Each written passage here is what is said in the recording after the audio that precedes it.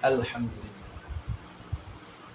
Jadi sabda Nabi, la antadwa wa ta'allama ayatan min kitabillah. Satu ayat kau belajar Al-Quran, itu pahalanya lebih baik daripada sholat 100 rakaat. Satu ayat.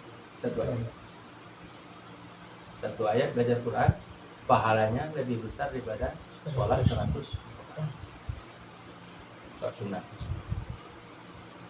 Ya, lanjut. Jadi jangan nyerah deh. Belajar Quran ini makin dekat sama mati makin bagusnya. Karena Quran ini mau dibawa mati. Kalau kita belajar ilmu kedokteran dah tua-tua nggak cocok lagi, ngapain lagi? Kapan menjadi dokternya kan? Nah, ilmu pertanian nggak cocok lagi dah tua-tua. Tapi kalau Quran ini makin dekat mati makin bagus. Oh dah tua Pak Ustaz. Ya makin bagus karena mau dibawa mati ini. Pahalanya mau dibawa mati ini. Lanjut. Ya, alhamdulillah. Kita artikan sedikit ya. A'udzu billahi minasyaitonir rajim. Bismillahirrahmanirrahim. Alladzina orang-orang atainahum yang kami memberikan kepada mereka alkitab kitab. Ahli kitab itu pasti rujukannya Yahudi dengan Nasrani. Karena kitab yang dimaksud itu ya Taurat, Zabur, Injil. Ya'rifunahu, mereka mengenal Nabi Muhammad. Kama sebagaimana ya'rifuna, mereka mengenal abna'ahum, anak-anak mereka.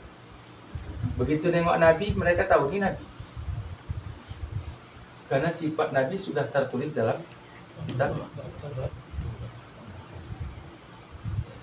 Sampai ada sahabat namanya Abdullah bin Salam, itu pendeta Yahudi. Abdullah bin Salam itu pendeta Yahudi. Masuk Islamnya gimana? Nunggu Nabi di gerbang Madinah. Dia udah hafal kitab Taurat, dah hafal. Begitu nengok muka Nabi, ini Rasulullah. Langsung dia syahadat waktu itu. Tak payah lagi ceramah, tak payah. Nengok wajah Nabi udah, ini Rasulullah. Karena dia mengenal sifat Nabi dalam Al-Quran.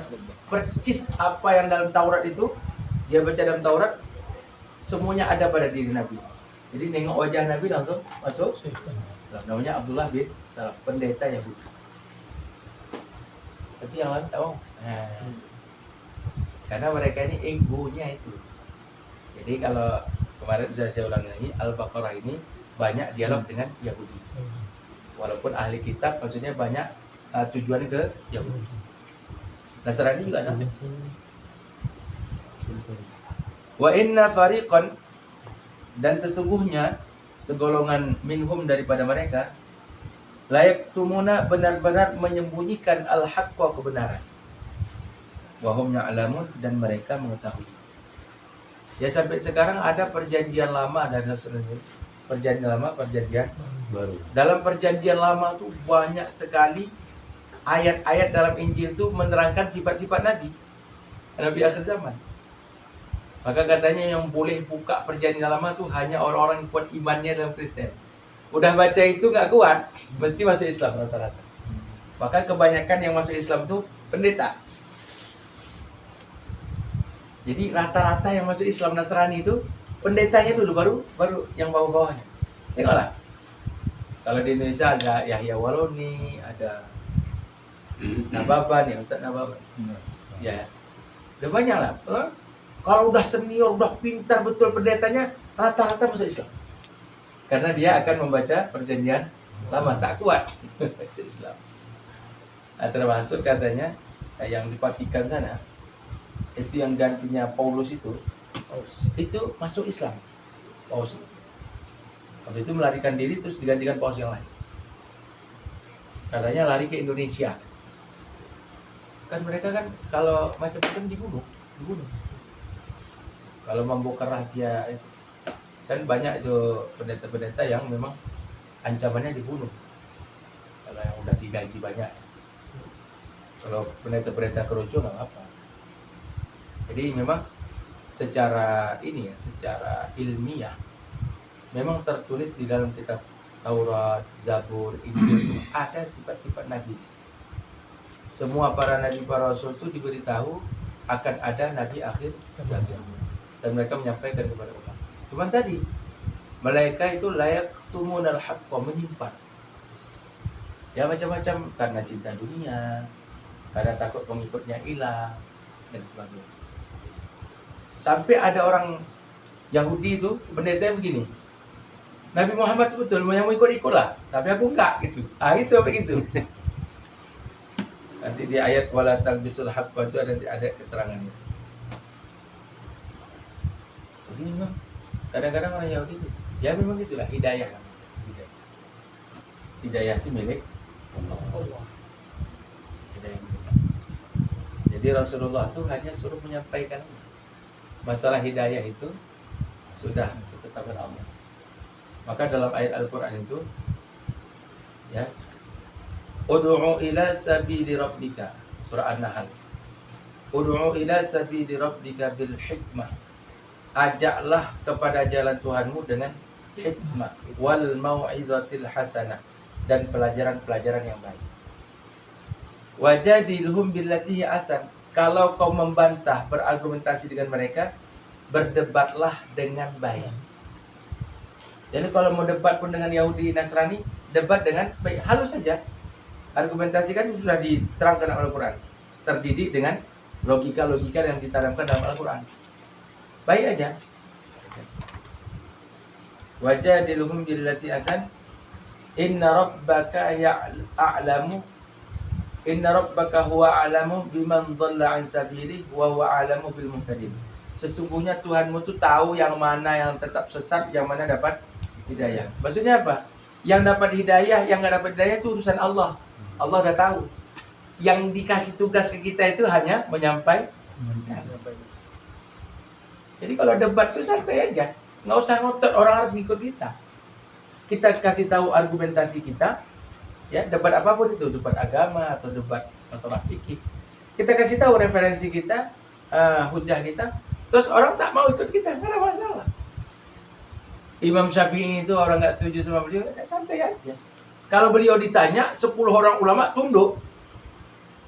Saking cerdasnya Imam Syafi'i. Tapi orang nolak pendapat beliau, nggak ada masalah, dia nggak maksa. Dalam segi ilmiah seperti itu. Sampai kata Gus Baha bilang tuh, sesama ulama karena punya dalil, ya udah amalkan dalil masing. Orang awam karena tak punya dalil, orang umum tak usah berkomentar. Ya. Sekarang sosial media nih payah, yang berkomentar dia tak punya ilmu.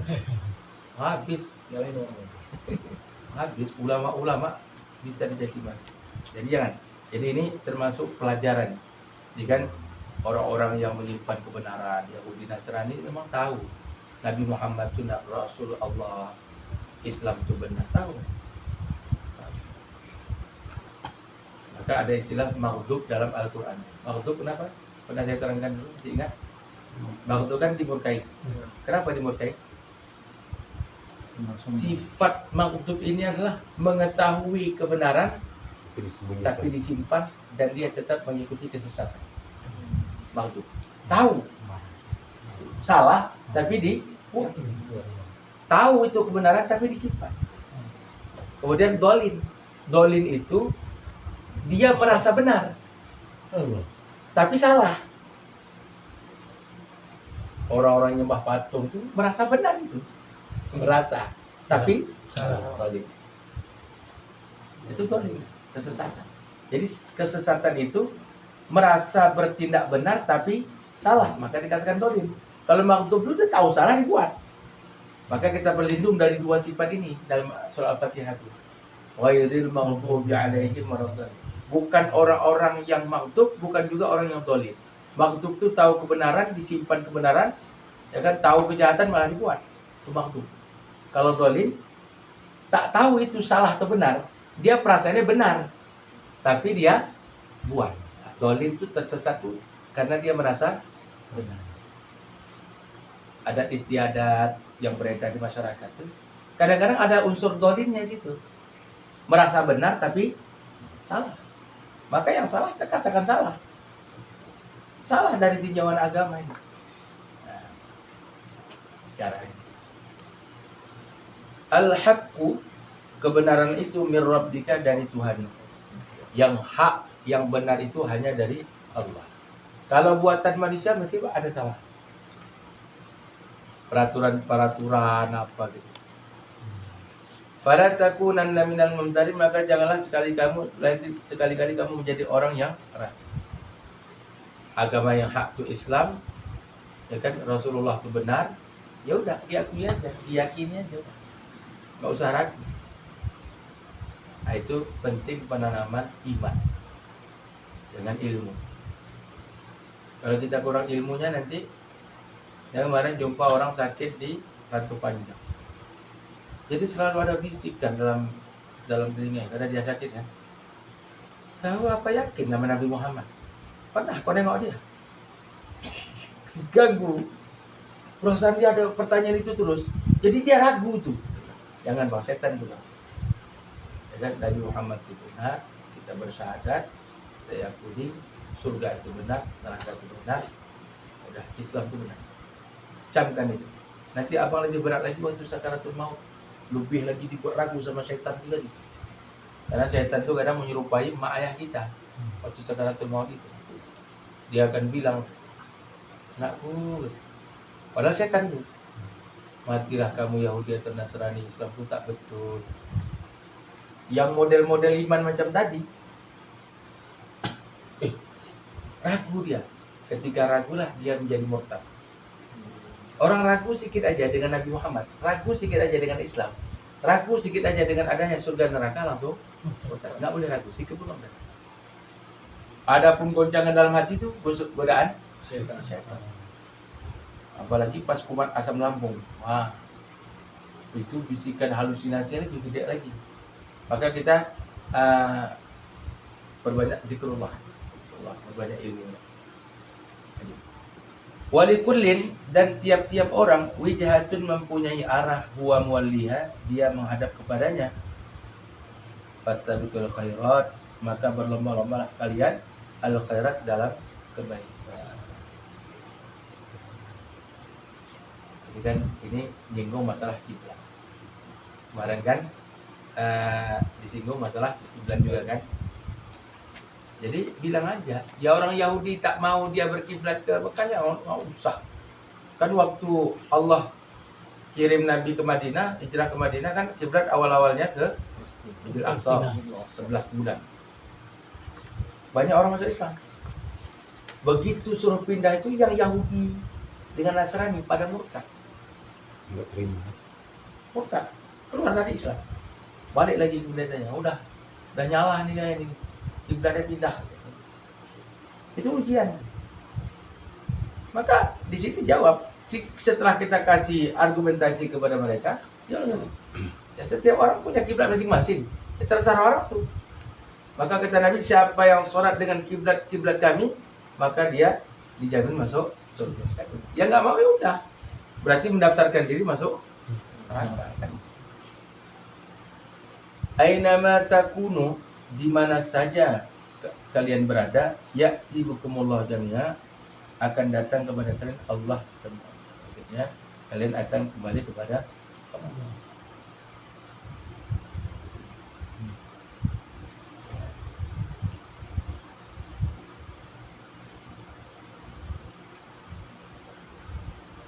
Kita mati di mana aja, mati di laut, mati di sungai, mati di luar negeri, ya nanti kumpulnya di padang mahsyar semua. Kumpulnya di padang mahsyar semua.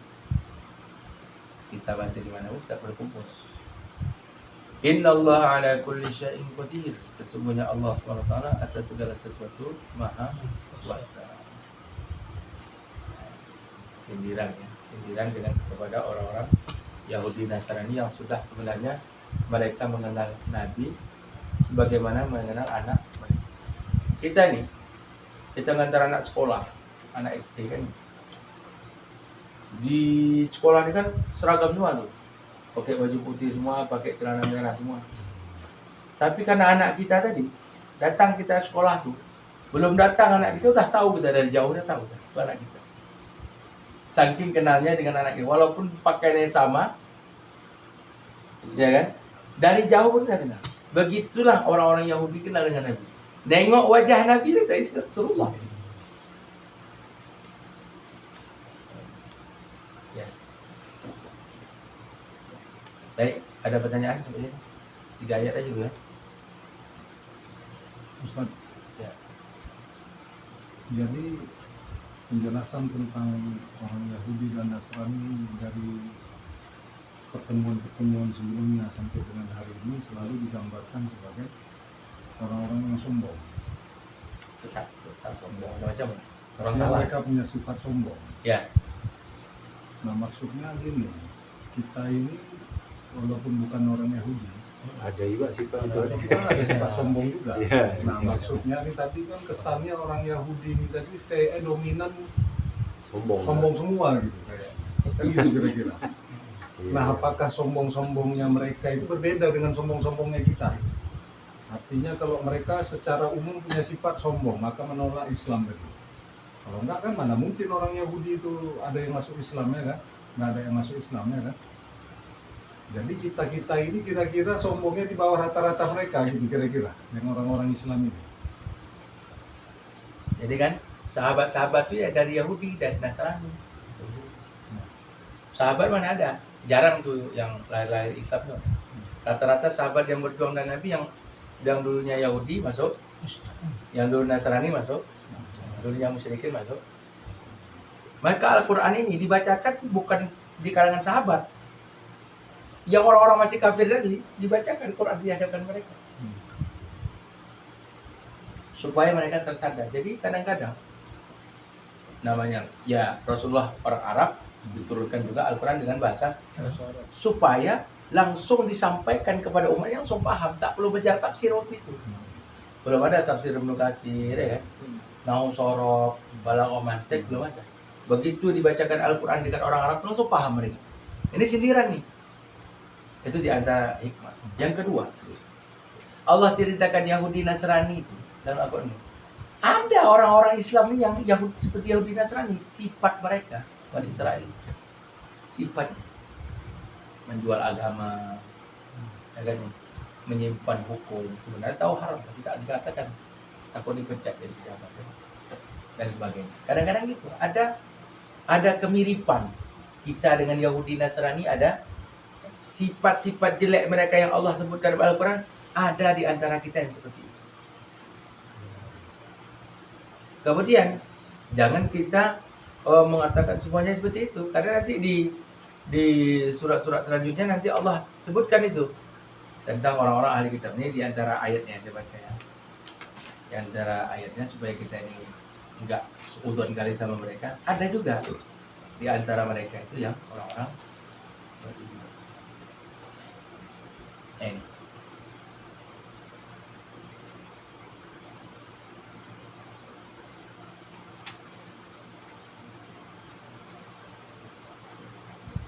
Laisu sawa'a, mereka tidaklah sama. Jadi orang Yahudi Nasrani tidak sama. Min ahli kitab, di antara ahli kitab itu ummatun, ada umat qaimatun yang lurus. Yasluna ayatillah, mereka membaca ayat-ayat Allah. Ana al-laili wa hum yasjudun. Ya kan? Siang malam dan mereka itu tetap sujud kepada Allah. Jadi kita ada sifat Yahudi Nasrani, orang-orang Yahudi Nasrani sifat buruk. Tapi ketika orang-orang yang khusyuk di antara mereka juga ada. Seperti tadi sahabat Abdullah bin Salam. Dia pendeta Yahudi, nentang betul sebenarnya. Begitu datang Nabi, dia tunggu Nabi itu depan gerbang, Betul, depan Madinah. Begitu dia lihat wajah Nabi, langsung bersyahadat. Abdullah bin Salam. Jadi Al-Quran ini diturunkan itu di kalangan orang-orang itu kan Yahudi, Nasrani, musyrikin, orang-orang musyrik. Terus Al-Quran ini karena bahasa Arab dan itu yang didakwahkan Nabi juga orang tak perlu belajar tafsir nahu sorab, begitu dibacakan itu walaupun masih kafir mereka paham. Maka kadang-kadang disindir mereka ini. Sindir Al-Quran. Begitu mereka dibacakan ayat ini, ya juga awak sebenarnya tahu itu Nabi bilang awak ikut kan. Tapi tadi masalah hakikat juga hidayah. Maka dalam ayat yang lain Allah berfirman, la ikraha fiddin. Tidak ada paksaan dalam agama. Qad tabayyana rusdu, karena sudah jelas penjelasannya. Yang menciptakan langit bumi yang berkuasa hanya Allah sebenarnya. Mereka paham itu.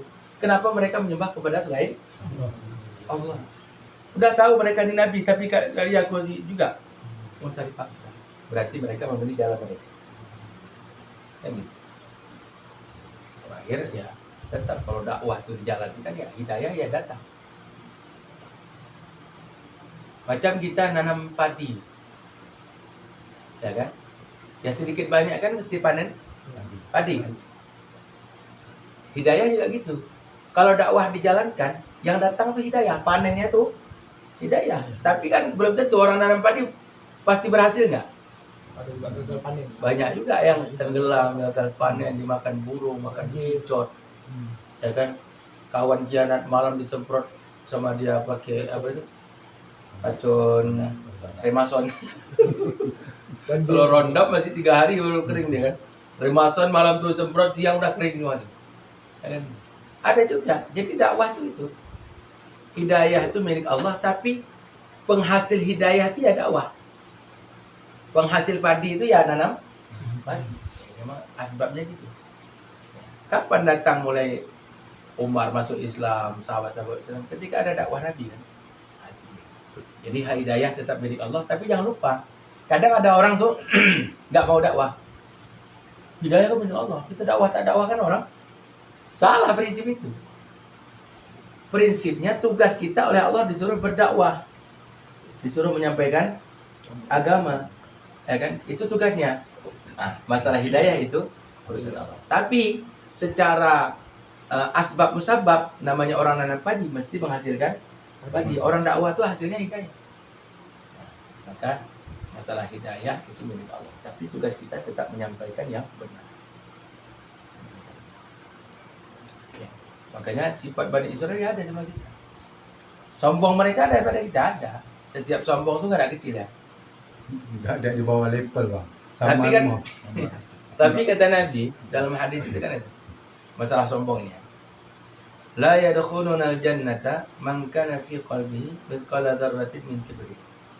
Tidak masuk surga orang yang dalam hatinya ada sifat sombong walaupun sebesar biji sawi. Besar zarah, sebesar debu pun tak boleh sifat sombong. Maka sahabat itu bertanya, di kalangan kami ya Rasulullah ada pakai baju cantik, ada yang pakai sendal cantik, kendaraan cantik. Gimana itu? Maka Nabi bersabda, Innallahal jamil. Sungguhnya Allah itu maha indah. Yuhibbul jamal. Menyukai yang indah. Pakai baju bagus, pakai peci bagus, pakai sendal bagus, pakai mobil bagus, tidak ada masalah. Innamal kibru. Sombong itu apa kata Nabi? Batarul haq. Tidak menerima kebenaran. Udah tahu betul tak mau diikut. Maunya menang sendiri. Batarul haq. Tidak menerima kebenaran atau menolak kebenaran. Wa khamtun nas, dan meremehkan manusia. Ada sifat meremehkan manusia, siapa saja dia? Hafiz Quran, hafal kitab, meremehkan manusia yang tidak sama dengan dia, maka itu sifat kibar. Kibar itu dua berarti. Gendangnya dua dia. Gendang sebelah kiri, ya kan? Batarul haq. Dia tidak menerima kebenaran, menolak kebenaran. Gendang yang kedua, ya kan? Khamtun nas, meremehkan manusia. Karena apa? Sifat sombong ini ketika kita memiliki apa orang tidak miliki. Sifat sombong itu datang. Saya banyak duit. Orang lain nggak ada. Saya akan melihat orang tak ada duit lebih rendah daripada saya. Itulah sombong. Saya hafiz Quran. Yang lain bukan. Saya akan melihat rendah orang yang tidak bisa baca Quran misalnya. Itulah sombong. Saya punya jabatan. Saya memandang rendah orang yang tak punya. Itulah sombong.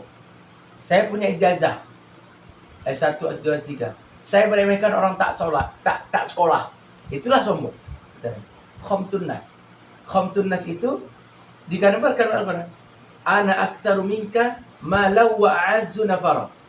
Termasuk sifat sombong itu, saya lebih banyak pengikut daripada kamu. Dan saya lebih banyak duitnya daripada kamu. Jadi sifat sombong ini intinya meremehkan manusia. Kapan kita meremehkan manusia? Ketika kita memiliki apa yang tidak orang miliki. Makanya bahaya. Kalau kita milik ini ujiannya sombong. Memiliki ilmu, memiliki harta, memiliki pangkat, memiliki ijazah. Ya sekarang orang-orang sekolah itu akan sangat meremehkan orang-orang tak sekolah. Ya kan, duduk sama orang-orang besar itu lah, cerita. Itu. Padahal kita pendidikan itu bukan untuk nyombongkan diri. Justru ketika kita punya ilmu, kita mendakwahkan ilmu kita kepada orang yang tidak punya. Itu tugasnya, bukan ngeremehkan orang. Allah. Jadi orang pakai baju bagus, sendal bagus, itu dalam hadis tuh. Baju bagus, sendal bagus. Oleh Rasulullah dipuji. Allah Maha Indah, suka yang cantik-cantik. Kalau memang ada baju bagus, ngapain pakai baju yang koyak, ya kan? Ada ilmu tasawuf ini kadang-kadang harus ada perbandingan nih. Karena dalam kitab tasawuf itu, dalam kitab itu, kita jangan pakai baju-baju cantik, jadi sombong. Pakai baju jelek pun bisa jadi masalah. Ketika kita pakai baju jelek supaya terlihat tawadu, itu ujub jadinya. Sombong juga ya. Jadi juga dia. Dan juga. Makanya hatinya itu yang disetel. Setel itu di hatinya. Tetap menerima kebenaran walaupun kita masih salah, ya kan? Tetap tidak meremehkan manusia ketika kita memiliki apa yang tidak orang. Dah, udah bertanya? Jadi tadi Ustaz digambarkan dalam Al-Quran tadi orang-orang Yahudi dengan sifat-sifat sombongnya itu ya sambilnya maksudnya ya bilangin untuk kita juga ya. Ya, betul. Jadi saya maksud karena tujuannya itu diutamakan disebutkan orang-orang Yahudi dan Nasrani itu, saya pikir itu ada menjadi bagian dari sifat yang melekat pada diri mereka, walaupun itibarnya kita pun bisa kena juga kan. Maka saya katakan tadi mungkin ada perbedaan kita yang bukan orang Yahudi dengan orang Yahudi. Jadi kan kadang-kadang ada berlaku hoax. Jadi orang-orang Yahudi ini punya pedoman hoax, dan itu orang kafir-kafir Quraisy di Mekah pun dibilang tuh, yang layak jadi nabi itu hanya Bani Israel. Yang bukan Bani Israel tidak akan pernah bisa jadi nabi. Karena dari turun-temurun ya seperti itu. Dari seluruh nabi, ya kan, hanya 5 orang yang bukan Bani Israel. Nabi Adam, Idris, Nabi Nuh, Nabi Hud, ada berapa? 8. Saleh, Ibrahim, Lut, dan Ismail. Ini Nabi yang bukan Bani Israel. Satu lagi Nabi Muhammad. Yang lain Bani Israel semua. Dari 124.000 para Nabi Rasul, yang bukan Bani Israel itu tidak. Yang lain Bani Israel. Terus terjadi hoax tuh di kalangan Yahudi Nasrani, tidak akan jadi nabi kecuali Bani Israel. Pas diteliti, nabi bukan Bani Israel, ya kan? Nabi bukan Bani Israel. Tapi Allah jawab di dalam Al-Quran kan dikasih logika kan. Kami mengikuti Nabi Ibrahim kan gitu. Maka orang-orang Yahudi mengatakan Nabi Ibrahim itu ya Yahudi agamanya. Loh, kok kayak gitu? Akhirnya dibuatlah logika dalam Al-Quran ini. Nabi Ibrahim itu punya anak 2. Disebut dalam Al-Quran Ibrahim dengan Ishak. Ishak punya anak Nabi Yakub. Yakub punya anak Nabi Yusuf. 12 orang, termasuk Nabi Yusuf, 12 Bani Israel itu. Jadi Nabi Ibrahim duluan Nabi Ibrahim daripada Nabi Yakub. Macam mana ikut Bani Israel? Macam mana ikut Yahudi? Kan gitu. Gak mungkin. Akhirnya diceritakan Nabi Ishak itu punya saudara kandung. Bukan saudara seayah. Namanya Ismail. Jadi kalau kalian bilang hanya Bani Israel, Nabi Muhammad itu ada kerabat dengan Bani Israel. Jadi Ishak. Nabi Yakub itu, ya kan, ayahnya Nabi Ishak, tapi pamannya Nabi Ismail. Jadi walaupun kalian tuduh Nabi Muhammad bukan Bani Israel, tapi ada hubungan dekat dengan sama aja sebenarnya.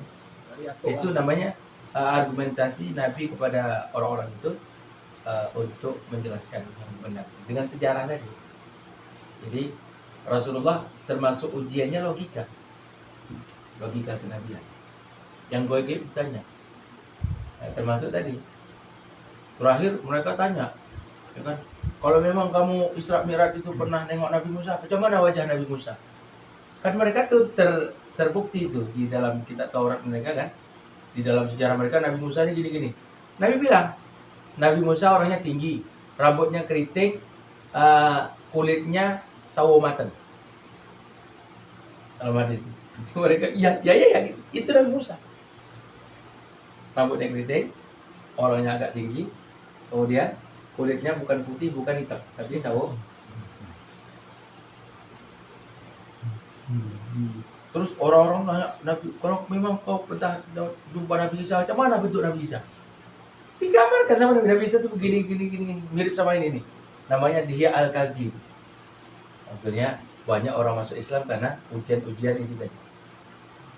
Ujian akademis Nabi itu dengan logika dan benda-benda yang gaib. Padahal Nabi ditanya tentang roh. Tanya. Kalau memang Nabi itu pernah pergi ke Masjidil Aqsa, berapa jumlah tiang? Tiang ini tanya. Nabi karena ilmunya ilmu wahyu, jadi digambarkan di depan tuh, Nabi bisa hitung sendiri jumlah tiang sekian. Kita misalnya, abang sering masjid mana? Wadah. Salah. Ya, berapa tiang? Kayak itu. Yang terasnya berapa? Yang terasnya nggak ada, yang dalamnya 2. Jadi kan kita kadang-kadang orang Yahudi dia agak-agak bau juga, masa tiang ditanya sama Nabi. Tapi supaya ini memojokkan Nabi sebenarnya. Supaya Nabi nggak bisa jawab. Tapi Nabi jawab, tiangnya sekian. Pintu yang ini sebelah kini. Itu dijelaskan sampai detail tuh masjid. Itu bengak-bengak mereka. Kemudian ada orang baru sampai ke Mekah itu dari perjalanan. Nabi mengatakan, nasi dalam perjalanan, waktu saya lewat tuh ada pedagang mau menuju kemari, bentar lagi datang. Ternyata jarak entah 15 hari itu baru datang. Ternyata yang disampaikan Nabi, jumpa Nabi di perjalanan, inilah orang. Jadi akhirnya berita-berita dari Nabi itu akhirnya mereka benarkan. Akhirnya banyak masuk Islam juga. Tapi ya ujian juga tuh. Jadi ujian akademik Nabi ini bukan hanya tentang dalil-dalil Al-Quran, tapi juga perkara-perkara yang lain. Yang diberitakan Allah dalam kitab Taurat itu, ya kan mereka tanyakan sama Nabi, Nabi jawab betul semua. Wallahu a'lam. Baik, ada pertanyaan? Jadi kan orang-orang Bani Israel ini kan digambarkan orang-orang yang cerdas. Jadi sebenarnya apa yang substansial pengingkaran mereka terhadap Islam yang dibawa oleh Nabi Muhammad? Karena secara logika pun dengan kecerdasan mereka bisa dicerna, karena ini mesti bab logika kan. Iya. Antara Ismail dengan Yakub dari satu orang bapak yang sama, yang menghasilkan 2 keturunan dari satu ayah yang sama ini tadi, bisa dianggap ini bukan Israel. ya memang kan bukan keturunan Bani Israel, lah jelas lah, karena yang mengklaim Bani Israel pun mereka, karena Ya. siapa Nabi Ishak itu yang dapat gelar Israel ya kan? Yakub. Oh Yakub, Nabi Yakub yang dapat gelar Israel itu kan? Ya wajar aja lah kalau mereka mengklaim dirinya Bani Israel, sedangkan dari turunan Ismail kan nggak ada gelar Bani Israel kan. Ini kan secara logika aja yang kita hari ini aja mendengarnya kita paham ya, masih satu ayah yang sama ya udah keturunan Nabi lah kita. Nah, kan gitu. Nah, maksudnya kan yang Masih ada dikatakan kerabat. kecerdasan mereka itu apa kok sampai hal ini aja pun mereka semacam orang nggak paham gitu. Makanya itu tadi dijawab di ayat pertama tadi. Alladzina atainahumul kitab ya'rifunahu kama ya'rifun. Mereka tahu. Tapi apa? Ya kan? Mereka menyembunyikan kebenaran. Itulah sifat kitmul ilmi. Faktornya banyak. Gara-gara pengikut. Saya ustaz nih, banyak pengikutnya. Tiba ada ustaz yang lebih senior daripada saya. Kalau saya bilang ustaz sana betul, akhirnya pengajian pada pindah semua. Takut saya bilang, oh ustaz tuh betul. Supaya pengajian saya lebih ramai. Itu di antara contoh. Jadi pendeta-pendeta kan banyak pengikutnya. Ketika mereka bilang Nabi itu betul, nanti yang mereka ajarkan Yahudi siapa? Akhirnya mereka menyimpan itu faktor di antara faktornya. Di antara faktor selanjutnya ya asobiah tadi. Ya, dari dulu yang namanya Nabi itu Bani Israel, kok bisa lah? Aduh Muhammad kok jadi Nabi? Dia kan dari Bani Ismail. Sekarang juga gini Ustaz, terlepas dari siapa nabinya, itu kan kalau kita ambil itu cerita nih dari surat Ibrahim sendiri, Ya. Inna dina indallahil Islam. Ya, Ini kan mencerminkan bahwa dari nabi yang pertama pun sampai nabi yang terakhir agamanya Islam. ya, Berarti yang diajarkan Islam juga. Islamnya. Dan Nabi membawa ajaran Islam ini menyempurnakan Iya. edisi penyempurnaan dari Islam Nabi yang sebelumnya kan. Ya, Berarti agama yang dibawa, yang diajarkan pendeta-pendeta Yahudi itu apa? Islam. Berarti kan mereka menyebut juga Islam kan. Ya, harusnya. Nah, jadi apa yang diajarkan mereka hari ini seolah-olah mereka tertolak dari Islam? Ya, jadi kan Islam itu sendiri artinya kan penyerahan diri total kepada Allah. Aslama yuslimu. Jadi Islam itu kata aslama itu aslinya menyerahkan diri total, menyembah hanya kepada Allah, iman kepada Allah. Nah, versi Islam yang kedua, Islam itu dari kata-kata selamat. Berarti agama yang selamat hanya agama Islam. Ketika orang-orang umatnya Nabi Musa itu mengamalkan Islam Nabi Musa, di tengah-tengah perjalanan mereka menyelewengkan ayat-ayatnya diganti. Terus kata-kata Yahudi itu kan dari kata-kata yang pertama, versi pertama adalah dari keturunan anak Nabi Yakub itu sendiri, namanya Yahuda. Jadi mereka menisbatkan agama itu kepada agama Yahudi, jadi panggilan kepada anak tadi. Yang kedua, kata-kata Yahuda tuh Ihda Yahdi Yuhda. Itu istilahnya dari nama sorobnya. Istilahnya dari hidayah, petunjuk. Jadi Huda itu adalah Yahudi itu orang-orang yang mendapatkan petunjuk. Tapi karena sudah diselewengkan, Allah sebutkan penyelewengan mereka dalam Al-Quran. Kalian udah salah jalan nih. Seharusnya kalian mengamalkan agama Nabi Musa. Ya kan? Nabi Musa itu iman kepada Nabi akhir zaman. Seharusnya kita begitu juga. Wah, mereka punya alasan banyak. Jadi dijawab juga dengan Al-Quran. Dijawab dengan Al-Quran. Maksudnya, ketika mereka mengatakan kami iman kepada Nabi Musa. Buktinya dalam sejarah kalian juga membunuh para nabi, para rasul ketika zaman Nabi Musa. Kalian ingkar kepada Nabi Musa. Banyak keingkaran kepada Nabi Musa. Jadi memang udah watak itu sebenarnya. Kalau mereka bilang mengklaim mereka ikut para nabi sebelum Nabi Muhammad, ya buktinya nabi-nabi dibunuh sama mereka. Ya kan? Nabi Isa mau dibunuh, nggak jadi. Nggak dapat mereka. Nabi Zakaria dibunuh, Nabi Yahya dibunuh. Banyak nabi-nabi dibunuh sama mereka. Kenapa? Karena agama yang dibawa ini seolah-olah mengganggu aktivitas dunia mereka. Nabi nanti kan ini nggak boleh, dagang nggak boleh curang, kalau jadi pejabat nggak boleh korupsi. Kan risih jadi dengan ustaz-ustaz nih. Udah, Selesaikan. ustaz-ustaznya dikriminalisasi. Nah, cari kesalahannya. Kan itu. Yang kira-kira ustaz pro, ya kan itu cerita Bani Israel itu kan gitu. Jadi Bani Israel itu memang mereka yang suka-suka aja. Fafariqon kadzdzabtum wa fariqon taqtulun.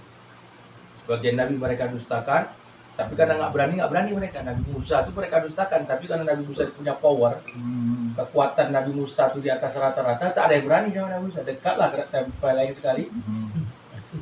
Dia pun Nyawa orang tua lah ya.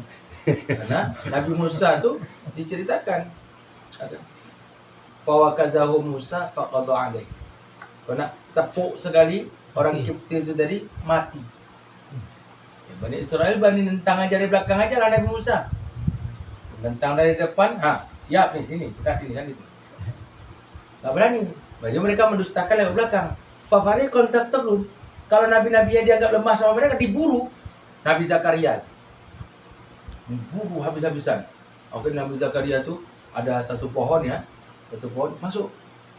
Beliau bersembunyi dalam pohon itu tadi, tapi ujung sorban tadi nampak. Sama ada cicak bersuara terus itu. Cicak itu bersuara di tempat sorbannya Nabi Zakaria tadi nampak. Jadi orang kok suara cicak terus ada sorbannya di dalam sini. Akhirnya pohon tadi gergaji sama mereka sekalian Nabi Zakaria. Jadi mereka pada Israel itu nengok-nengok orang menyerang. Tengoknya Palestina nih model-model lemah ya kan. Mereka hitung kekuatannya enggak gedung kan gitu. Sama Iran agak ampun-ampun sedikit lah gitu. Muhammad di Zakaria itu nggak ada ininya. Mujizat ya? Mujizatnya apa? Kekuatan ya kan? Sampai gampang kali diukur. Lah iya. Kan di antara sifat para nabi para rasul ada sifat jaiz namanya.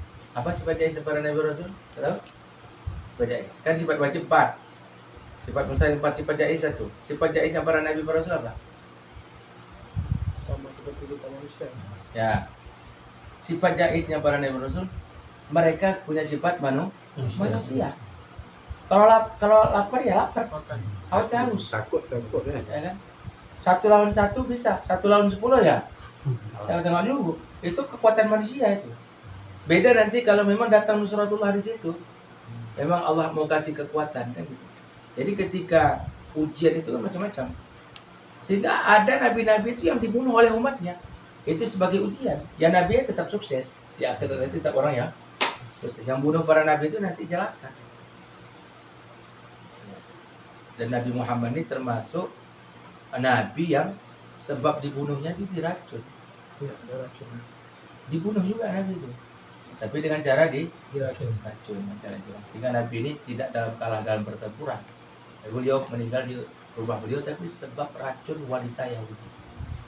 Apa nabi nggak tahu ya? Dikasih tahu karena belum waktunya meninggal nabi. 2 tahun sebelum meninggal itu diracun. Tapi karena Allah kehendak racun tadi tidak beres, akhirnya nabi diwafatkan oleh Allah disebabkan dengan racun yang beliau makan 2 tahun yang lalu. Ketika beliau makan paha kambing, dalam hadis tuh, ya kan, paha kambing tuh berbicara kepada Nabi. Ya Rasulullah, aku telah diracun oleh wanita Yahudi. Tapi kadung sudah digigit oleh Dari Rasul. gigit Rasul.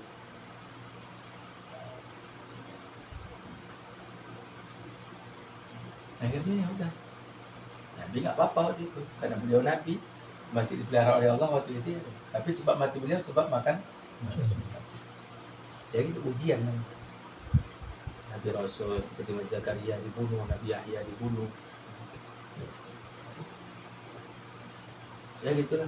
Tapi Bani Israil itu memang umat yang suka bunuh para nabi karena dianggap agama itu mengganggu mereka. Dan sekarang itu juga juga. Ketika sudah maju ya, satu negara itu sudah maju, mereka akan merasa terganggu kalau agama itu diusik, kalau masuk dalam sistem pemerintahan. Jadi ya kayak gitu. Wallahu a'lam bishawab. Ya, watak orang Yahudi, watak ya. Jadi itibarnya tadi tetap jangan sampai kita ini punya watak seperti Yahudi. Nanti itibar. Akan diceritakan itu. Jadi kan sahabat itu kan satu contoh. Ada sahabat tuh jenisnya Abu Bakar. Dibilang Nabi, kapan kamu masuk Islam? Ya sekarang. Nunggu apa lagi kan gitu. Kemudian ada seperti Sayyidina Umar, nentang dulu baru dapat hidayah. Ada sifatnya seperti Abu Sufyan. Ketika ada keuntungannya masuk Islam. Udah musuh Nabi itu datang Nabi mau bikin Fathul Mekah itu kan. Dia bilang janganlah diserang Mekah ini. Kata Nabi, boleh. Ya kan? Yang sembunyi di rumah kamu, yang sembunyi di rumahnya masing-masing, tidak melawan, tidak kami bunuh. Bilang sama mereka. Akhirnya Abu Sufyan terkesan dengan Nabi, akhlak Nabi tadi. Akhirnya masuk. Jadi jenis orang itu ya para sahabat itu. Ada dari awal sudah ikut Dari awal tuh sebenarnya sudah ikut dengan perjuangan Nabi, tapi nggak mau masuk Islam kan? Panas. Membantu membantu perjuangan Nabi, tapi nggak dapat hidayah. Maka Nabi pun dipesan, innaka la tahdi man ahbabta, walakin Allah yahdi man yasha. Wahai Rasulullah, wahai Nabi, wahai Nabi Muhammad, engkau tidak bisa memberikan hidayah kepada siapa yang engkau cintai, tapi Allah yang ngasih hidayah siapa saya diakan. Jadi riwayat yang masyhur ya paman Nabi nggak masuk Islam, Abu Thalib, ayahnya Sayyidina Ali, tidak masuk Islam. Itu riwayat yang masyhur. Padahal beliaulah yang membantu Nabi dari awal, bela Nabi habis-habisan gitu, tapi tidak masuk. Tidak. Tapi cerita paman Nabi yang sering diceritakan kali itu menyakitkan hati Nabi. Nabi itu ketika paman beliau nih tak usah sedih kan, dalam betul kepedihannya, sedih. Karena kan nggak bisa diselamatkan, Iya. nggak bisa diselamatkan. Orang yang dicintai juga ya. Padahal Nabi ayahnya itu, karena Nabi ketika disuruh pilih tinggal sama siapa, padahal paman-paman yang lain kaya. Abu Thalib itu miskin, dia pindah sama Abu Thalib.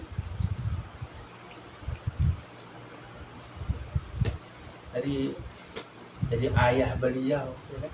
Abu Thalib itu ayahnya, ayah angkat beliau, paman sekalian. Iya, iya. Nah, karena masih kecil ketika Abdul Muthalib itu wafat, beliau dititipkan kepada Abu Thalib.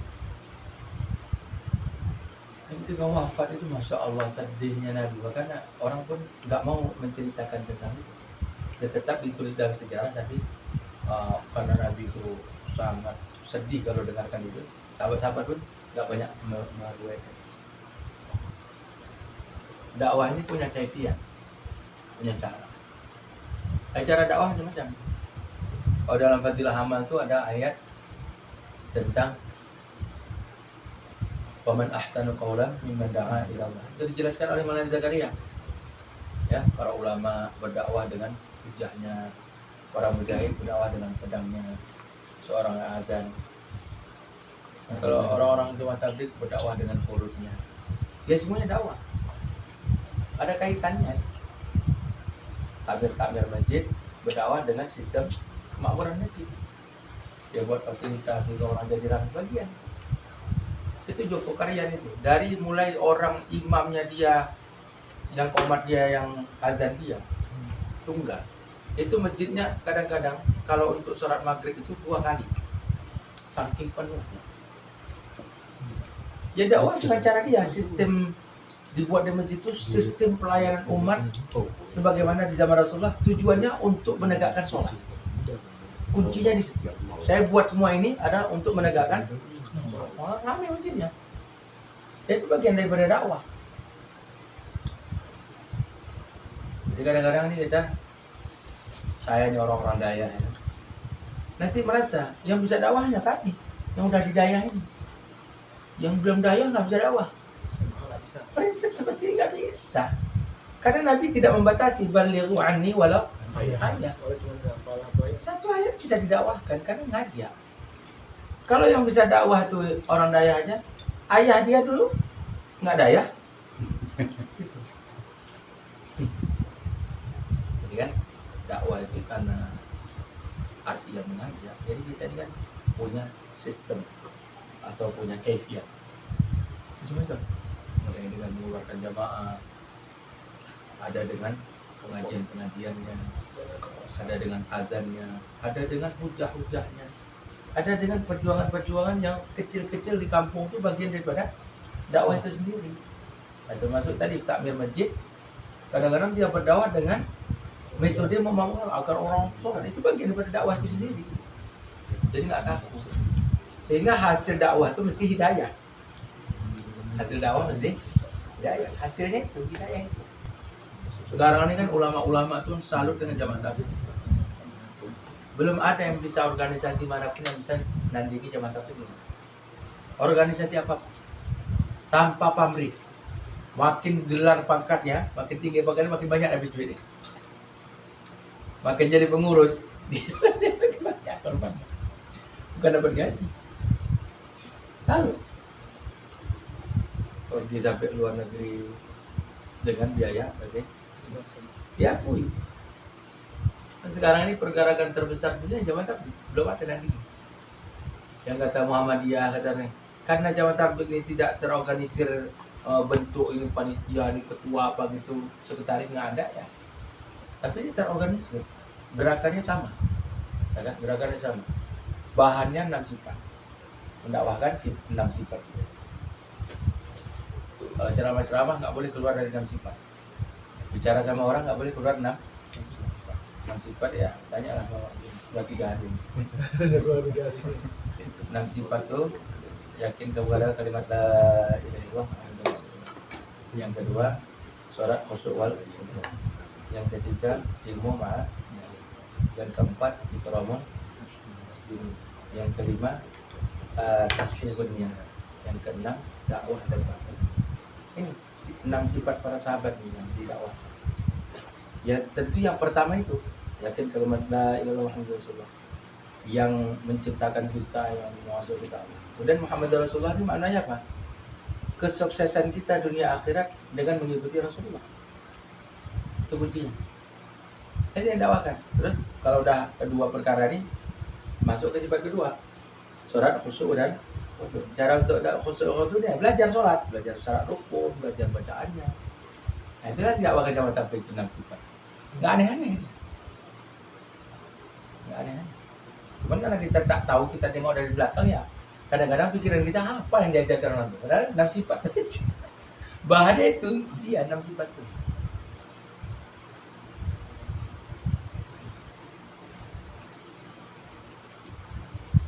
Tapi ya, kata Nabi ya, ketika Nabi itu doa, ya Allah satukanlah umatku. Allah jawab, nggak bisa, untuk doa ini nggak bisa. Sudah menjadi ketetapan Allah, umatnya akan berpecah 73. Yang 72 masuk neraka, yang 1 masuk surga. Maka kita dikunci. Dikunci dengan satu golongan itu, maksudnya apa? Kata Nabi, nih, ketika ada sifatku dan sifat sahabatku di golongan itu, maka itulah yang benar. Namanya Ahlus Sunnah wal Jamaah. Semua golongan ngaku Ahlus Sunnah wal Jamaah. Maka Nabi katakan lagi, alaikum bisawadil a'zam. Hendaklah kalian mengikuti golongan yang banyak, ulama yang banyak. Maka kajian ini kan ada 3 nih. Fikih, tauhid, tasawuf. Kalau untuk fikih mengikutinya 4 mazhab. Siapa yang mengikuti 4 mazhab berarti dia masih jalan Ahlus Sunnah wal Jamaah. Kalau berbeda, ya kan? Pak Budi misalnya mazhab Hanafi, ya kan? Kalau nyentuh wanita walaupun syahwat tak batal. Saya mazhab Syafi'i, sentuh syahwat tak syahwat batal. Kalau mazhab Hanafi, syahwat pun tak batal. Jadi batal wudhu kapan? Kalau jima, bersetubuh dengan istri itu baru batal wudhu. Kalau tak keluar air mani, kalau keluar air mani baru wajib mandi. Itu mazhab Hanafi. Kan beda nih. Ini masih jalur Ahlussunnah wal Jamaah nih. Kalau masih dalam 4 mazhab. Mau Jamaah Tabligh, mau Muhammadiyah, NU apa segala itu koneknya masih dalam koridor 4 mazhab ini, berarti masih dalam Ahlussunnah wal Jamaah. Itu kuncinya itu. Selain Jamaah Tabligh berpecah, masih enggak arahan fikihnya itu 4 mazhab. Karena pendiri Jamaah Tabligh itu sendiri mazhab Hanafi. Oh ya, Hanafi, Mulana Zakaria, pengarang kita pada amal itu Hanafi. Kan masih ini. Masuk dalam fikihnya masih ikut enggak? Ikut. Berarti dia masuk Ahlussunnah wal Jamaah. Orang NU misalnya, ikut siapa? Mazhab Syafi'i misalnya, karena pendirinya mazhab Syafi'i. Ya, ketika ada penyimpangan itu urusan mereka individu masing-masing, oknum. Dari segi tasawuf dikunci oleh para ulama untuk imam tasawuf ini 2, Imam Al-Ghazali dan Imam Syekh Junaid Al-Qadari. Metodenya ini, tolak ukurnya itu, barometernya itu. Ketika penyimpangan terjadi dalam tasawuf, batasi dengan Imam Ghazali dan Syekh Junaid Al-Qadari. Ilmu tasawuf. Kalau tauhid dua ini juga. Imam Abul Hasan Al-Asy'ari dan Abu Mansur Al-Maturidi. Ini ulama salaf dua-duanya. Ulama salaf membuat metode untuk bagaimana memahami tauhid sebagaimana tauhidnya Rasulullah dan para sahabat. Dibuat metode itu, gimana caranya? Maka yang keluar dari metode ini ya kan dianggap menyimpang. Ya urusan masing-masing di akhirat ini. Caranya gitu. Baca tanya. Jadi kita ini kan, kalau kita setiap perselisihan terus kita menganggap diri kita benar, itu salah. Tolak ukurnya tadi fikih, tauhid, tasawuf. Kalau masalah perselisihan, kita dengan bini kita aja kadang-kadang berselisih ya. Masa kita bilang istri kita sesat ya? Pernah nggak kita selisih sama istri kita? Sering. Kan pernah. Wallahu a'lam. Jadi tolak ukurnya ke sana untuk masalah ilmiah kan. Adapun metode masing-masing, saya SMP Muhammadiyah saya punya sistem gini, silahkan. Oh saya semip ya punya metode. Metode itu sama, tapi tujuan apa?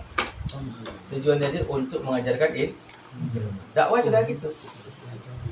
Oh saya metodenya begini, ikut markas ini misalnya. Tujuan apa? Mengajak orang pada Allah. Ya udah, bagus. Ini ikut markas mana? Sana. Tujuannya apa? Ngajak orang kepada Allah supaya tak berlawan nafsu sifat. Sama. Ya saja. Itulah ukurnya bisa. Tapi sudah menjadi watak manusia itu. Ba'dukum li ba'din adu. Kalian akan bermusuhan satu sama. Kita satu masjid ada yang tak cocok. Cocok semua nggak kita masjid? Nggak cocok. Tanyalah orang-orang ahli masjid. Pasti ada yang orang ahli masjid yang kita tak cocok dengan dia. Satu keluarga, adik abang, cocok semua? Enggak. Sifat manusia, ba'dukum li ba'din adu. Udah kita dapat Allah. Tapi kan ada tolak ukurnya. Mana jalan lurus, mana yang tidak. Tolak ukurnya tadi ya tahu. Dari segi fikih ini, tauhid itu. Kalau udah sama, adik abang berkelahi. Kau mazhab apa? Syafi'i. Ini Syafi'i juga. Udah nggak ada masalah. Berarti hanya perselisihan individu kan gitu. Oknum yang bermusuhan. Tapi kalau agamanya sama kan, Islam, mazhabnya Syafi'i. Lurus dua-dua ya kan. Maka seperti juga kita menanggapi perperangan para sahabat. Peperangan sahabat itu lebih ngeri lagi. Sahabat Muawiyah dengan Sayyidina Ali itu beda metode. Ideologi sebenarnya pedang ideologi. Sayyidina Ali punya sistem seperti ini, Sayyidina Muawiyah punya sistem seperti ini. Sayyidina Muawiyah harus Sayyidina Ali ikut bagaimana ideologi dia. Sayyidina Ali juga seperti itu, terlahir perang.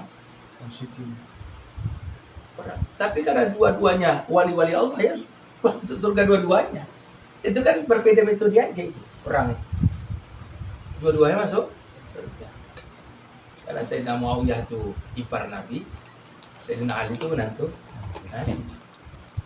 Sayyidina Muawiyah itu termasuk pemuda didikan para Nabi, Sayyidina Ali juga pemuda didikan Nabi. Berselisihan di tengah-tengah. Ya, mereka wali Allah, mereka ahli surga, mereka sudah ditetapkan oleh Allah. Wasabiqunal awwalun. Sahabat-sahabat itu kan dijamin masuk surga. Ya mereka punya dosa, punya. Siapa yang nggak punya dosa satu aja, para nabi, para rasul. Selain para nabi, para rasul masih punya bawa salah. Tapi kesalahan mereka tuh tertutupi dengan perjuangan mereka dengan Nabi. Saking besarnya pahala mereka tuh membantu perjuangan Nabi, sampai Allah mengumumkan di dalam Al-Quran.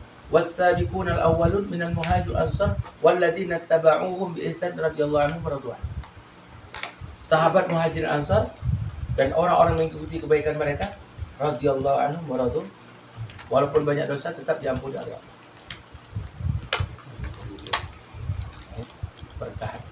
Berkah ikut perjuangan.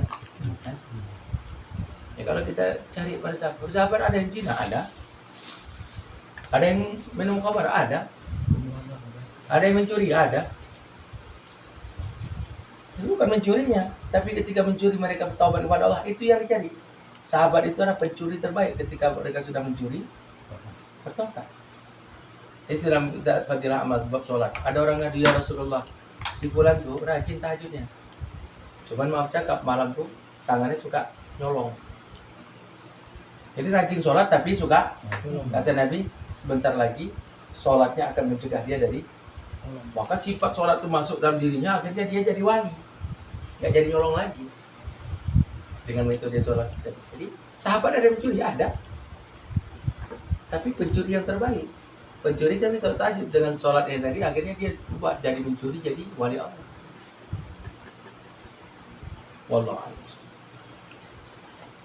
Tapi kita yang disuruh tiru tuh walladzina tabauhum bi ihsan. Yang baik yang kita tiru. Jangan nanti kita tengok sahabat perang, kita ikut perang. Orang sahabat juga perang, sunnah perang kan? Jangan.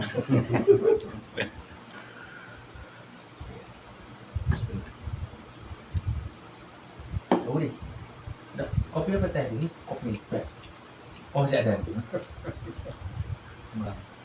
Tambal nama. Memang ada hadis. Anak tambal nama anak kecil. Tambal nama itu ada doa dari Nabi itu ada. Dan Nabi ini kan baginda Rasulullah SAW itu kan menamai anak-anak itu ketika umur 7 hari itu kebiasaan. Jadi sunnah ketika umur 7 hari kita tetapkan nama. Cuman ritual-ritualnya itu yang kita ada. Kalau kita kan ada ritual kenduri, tambah nama, ya udah. Boleh aja, kenapa? Ketika sahabat bertanya, ya Rasulullah, amal apakah yang paling afdal? Itu ta'am, makan-makan. Jadi kan kalau ada acara atau undang orang makan-makan, itu bagian daripada amalan yang dicintai oleh Allah. Habis ngaji, makan-makan, habis musyawarah, makan-makan, undang orang ke rumah kita, makan-makan. Jadi nggak apa-apa, waktu zaman aku bikin kenduri bisa, boleh aja. Apalagi undang saya. Karena amalan yang paling mulia itu amal ta'am dalam satu hadis ya. Memberikan makanan. Kenduri-kenduri itu amalan, niatnya sedekah kan. Niatnya yang ngasih makan orang Islam, menyenangkan. Tapi kalau jamaah tabligh itu termasuk jamaah yang tak terkesan. Masuk dimaki orang. Kadang terpancing juga, macam saya ini terpancing juga mau dia. Tapi karena tahan tadi kan, Anda bain saya tuh. Kalau menangani dia itu bilang tidak ada kekerasan dalam jemaah. Maka dibuat semboyan tuh. Amal ma'ruf bukan nahi. Bukan amal ma'ruf tidak nahi mungkar. Karena dalam ketika kita ngajak orang sholat, dia mau sholat, ya kan? Itu udah nahi mungkar tuh. Waktu dia mau sholat itu udah nahi mungkar. Setiap kita ajak orang dalam kebaikan, mesti kita berarti mencegah dia dari kemungkaran. Kabar gembira bukan ancaman. Udah sepaket juga kan Ustaz ya. Ya. Amar ma'ruf itu sekalian dari situ. Ini ya, tapi karena semboyan tadi tidak di ini kan. Jadi ada orang mengkritik amar ma'ruf tapi tidak nahi munkar. Wah, salah itu, mana ada bertentangan dengan hadis. Bukan itu maksudnya. Dalam amar ma'ruf itu ada nahi Munkar ya. munkar. Kita ngajak orang ngaji. Kan otomatis itu waktu ngaji ini kan nggak main judi online ya kan. Ini malah gitu kan. Walaupun pulang nanti ada yang itu misalnya orang-orang kayak kita. Ya, waktu dia ngaji itu udah nahi munkar ini. Waktu kita ajak dia sholat udah nahi munkar tuh. Dah Allah Allah. Yes. Sering ditafsirkan nahi mungkar ini urusannya penguasa ya kan. Iya. Jadi ya Kita amar ma'ruf aja.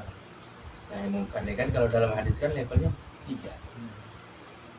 Ya kan yang pertama fal yughayyir yad'un man ra'a minkum munkaran fa yughayyiruhu bi yadihi. Cegahlah dengan tangan. Yadi di sini maksudnya kekuasaan. Fa illam yastati fa bi lisan, dengan mau'izah hasanah. Fa illam yastati fa bi qalbi. Tingkat orang awam itu benci dengan maksiat itu nahi munkar. Minimal dia tidak mengikut kepada kemungkaran karena dia benci dengan kemungkaran. Lisan.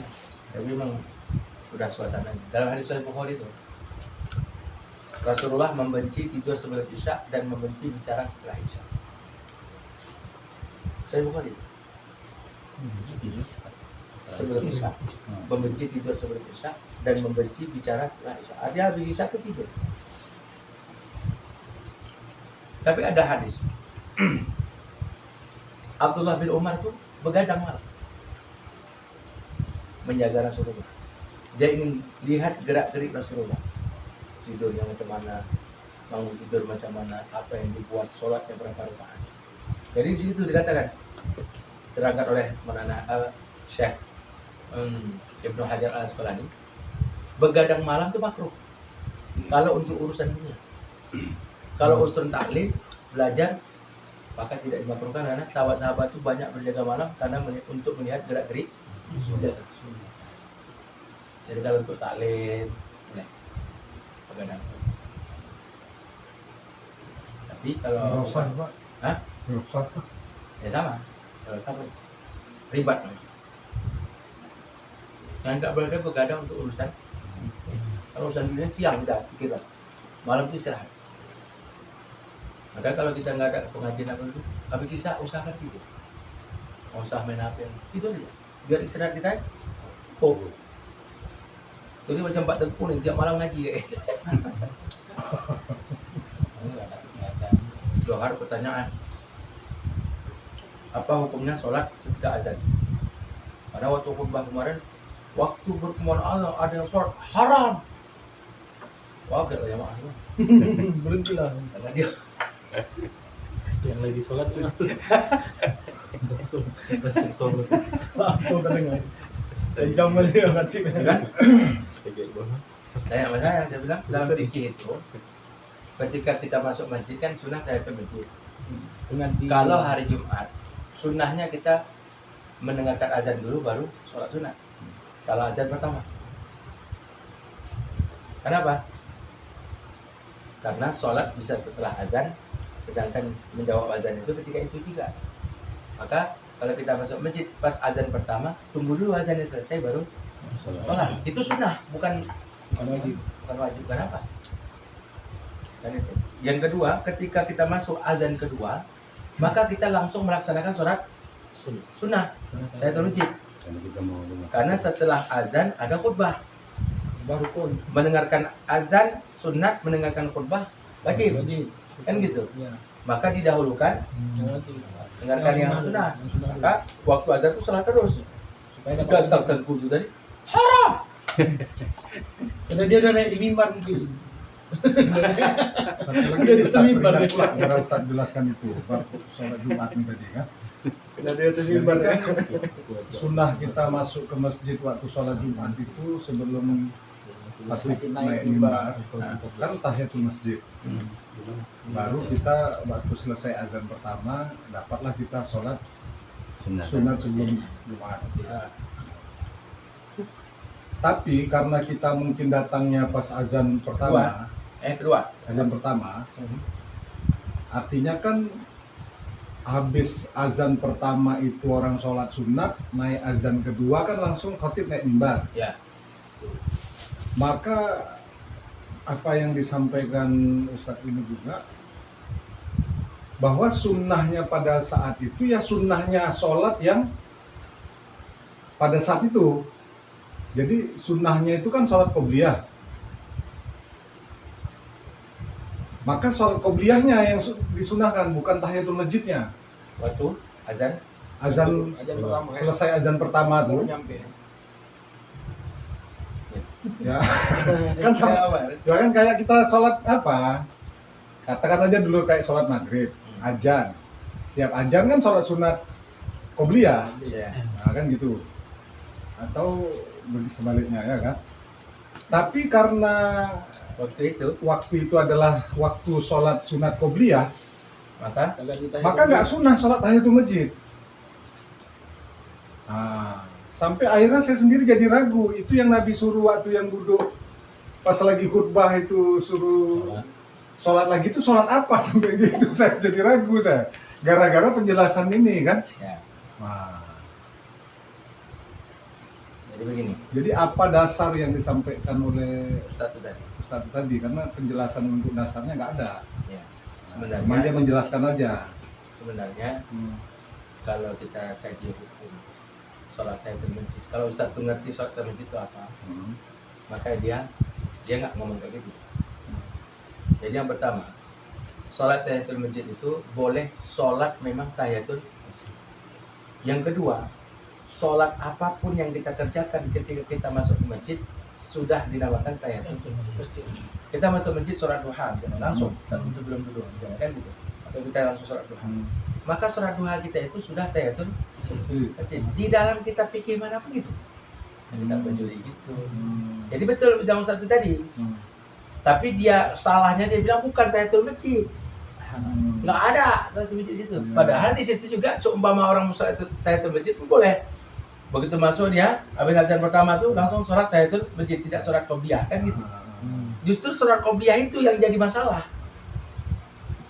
Sholat qobliyah Jumat itu dari 3 mazhab tak ada. Karena tak ada hadisnya yang sahih. Kan gitu.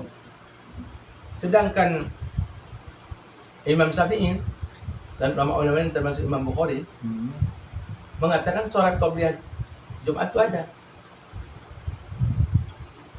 Nah, saya di mobil saya. Di dalam kitab Sahih Bukhari itu ada judul bab sunnah sholat qobliyah Jumat. Judulnya sunnah qobliyah Jumat, tapi yang disebutkan sholat qobliyah Zuhur. Bukan qobliyah Jumat ya. Bukan qobliyah Jumat. Hadisnya, judulnya sunnah qobliyah Jumat. Hadisnya sunnah qobliyah Zuhur. Itu dijelaskan oleh Imam Ibnu Hajar. Ini judul bab ini maksudnya Imam Bukhari adalah ada hadis-hadis tentang Rasulullah pernah mengerjakan sholat qobliyah Jumat, tapi hadisnya tidak memenuhi syarat Bukhari. Maka sholat qobliyah Jumat itu ada. Kemudian beliau menuliskan hadis yang sahih tapi qobliyah zuhur. Artinya ini memakai metode kias atau analogi. Sholat Jumat itu pengganti sholat zuhur. Apa yang disunahkan ketika zuhur seperti qobliyah juga disunahkan ketika hari Jumat. Maka sholat qobliyah zuhur bisa menjadi dalil sholat adanya sholat qobliyah Jumat. Itu Imam Bukhari yang jelaskan. Jadi ketika orang tak paham hadis, disitulah dia kesalahan. Tak kesalahannya. Maka Imam Bukhari setuju ada sholat qobliyah. Tapi mazhab Hambali, mazhab Maliki tidak ada sholat qobliyah Jumat. Yang ada sholat sunnah mutlak. Jadi sholat sunnah ada. Sholat sunnah mutlak. Sholat sunnah aja, nggak ada nama qobliyah. Tapi dijawab lagi sama Ustaz Abdul Somad 37 masalah populer. Di situ jelaskan tuh 5 argumentasi mazhab Syafi'i tentang sholat qobliyah Jumat. Di antara rekomendasinya ada hadis Rasulullah pernah sholat qobliyah Jumat 2 rakaat dan 4 rakaat. Tapi hadisnya tidak memenuhi persyaratan Sahih Bukhari dan Muslim. Maka metodenya memakai metode qiyas. Tapi Imam Bukhari sendiri setuju kalau ada sholat qobliyah Jumat. Jadi kalau ada orang saya nggak ada sholat Jumat, berarti ikut mazhab yang lain kan gitu. Tapi kan masih 4 mazhab tadi masih betul kan gitu, masih lurus ya. Tidak sering. Santai aja. Yang penting sholat Jumat nggak kok, sholat Jumat udah nggak apa. Qobliyah tak qobliyah juga dosa. Ya artinya kan kalau kita lihat dari apa yang terjadi pada masa Nabi di mana seorang sahabat disuruh bangkit dari duduknya. Nah itu lain lagi. Jadi kan balik ke sholat tahiyatul masjid. Jadi sholat tahiyatul masjid itu tetap disunahkan ketika khatib sedang khutbah. Kan seluruh sholat ijma para ulama dalam kitab Fathul itu ijma kata Imam Nawawi. Sepakat ulama banyak mengatakan sholat ketika khatib sedang khutbah itu haram, kecuali sholat tahiyatul masjid. Karena ada hadis sahih ketika sahabat tadi duduk, udah sholat belum sholat 2 rakaat. Suruh sholat sama Nabi. Di atas mimbar ya. Nabi di atas mimbar. Di atas mimbar. Sahabat ini Pak Nabi. Sholat. Itu ada 2 makna. Hikmah pertama, sholat tahiyatul masjid itu boleh dilakukan ketika sedang itu. Yang kedua, itu dalil para ulama yang mengatakan sholat tahiyatul masjid pun tetap sunnah walaupun sudah duduk kalau lupa. Jadi kan pendapat yang masyhur kalau udah duduk nggak sunnah lagi sholat tahiyatul masjid. Masyhur ini. Tapi ternyata ada pembandingnya, ada pendapat yang kedua. Dari hadis itu tadi, sahabat sudah duduk baru disuruh sholat sama Nabi. Menunjukkan duduk sejenak itu, duduk sebentar itu tidak menghilangkan kesunahan sholat tahiyatul. Jadi kalau duduknya masih sebentar baru masih boleh. Itu pendapatnya. Berarti yang 2 rakaat itu ya tahiyatul masjid. Bukan qobliyah. Jadi Tapi seumpama dia niat qobliyah Jumat, kalau habis azan pertama boleh. Tapi kalau habis azan kedua dia niat sholat qobliyah Jumat, haram.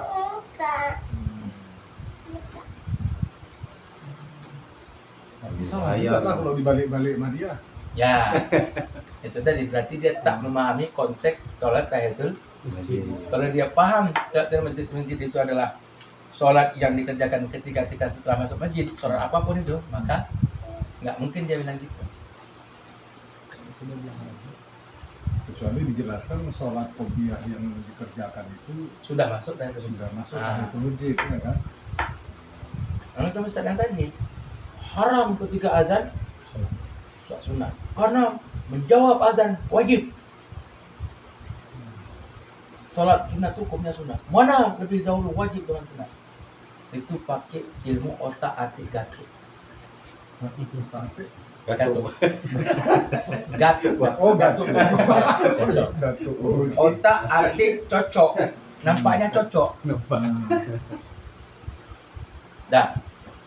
Jadi kan begini, dia banyak orang salah paham dalam masalah ketika dalam kitab Al-Adhkar dan kitab fikih, ketika kita membaca Al-Quran dan mendengarkan suara azan, maka kita disunahkan untuk menghentikan bacaan Al-Quran.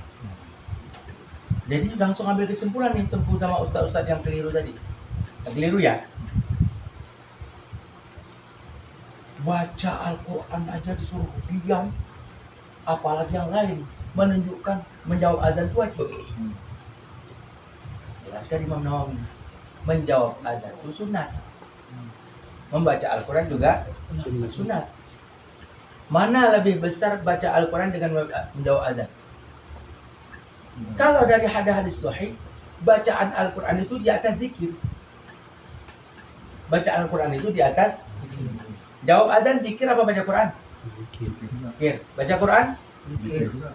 Lebih afdal mana baca Quran dengan jawab azan? Zikir. Baca Quran. Lebih afdal baca. Tapi kenapa disuruh berhenti? Disitulah Imam Nawawi kecerdasan beliau. Karena Bisa lain, terus ada waktu lain. Setelah baca Al-Quran bisa dibuat setelah azan. Sedangkan azan sunnahnya jawab waktu itu.